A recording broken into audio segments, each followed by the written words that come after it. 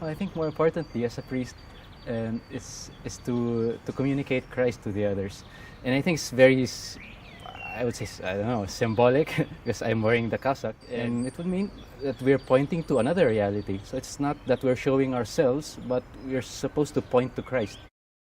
So when I graduated from the University of Ateneo de Manila with a degree in computer science, I started teaching in a high school, Philippine Science High School Diliman, teaching programming in Java and C++ to high school students, which was quite an adventure for me because the students had a lot of desire to learn, and it was really great transmitting that knowledge to them, which I also love because, well, in my part, I also been in computers programming since I was 7 years old. And after that, well, I already studied theology in Pamplona since 2006, when I turned 23.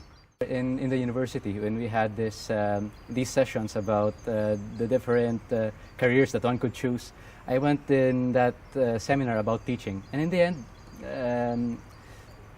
the person who moderated the talk said, teaching is the most noble of professions because Christ himself was a teacher. And I like that, and okay, well, I'd like to be a teacher someday. And I didn't know that in a few years after that, I would also be united to Christ in that way, not only as a teacher, but also as a priest. I was lucky enough to be there when Pope Francis was elected. I was just studying here at home, and then when I heard about the Fumata Bianca, I just literally ran out. Thinking along the way, I don't know who this Pope is, but he's the Pope. I'm going to pray for him now, I'm going to offer up all this running, I'm going to meet him, and I'm going to greet him. So, and I was there in St. Peter's, just quite close to the window and even to a screen, so I could hear his first words well. The one thing that really struck me about Pope Francis is his closeness to the people, and especially to the poor and the needy.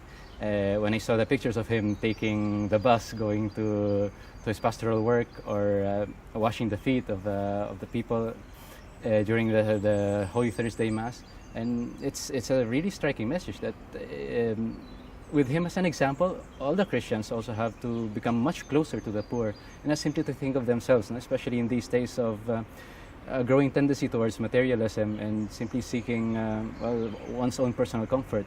And as he said during the audience last Wednesday, that we Christians have to come out of ourselves, just like Christ did, towards those who have need, and share what we have. And it's not simply money or things, but ourselves, just like Christ did.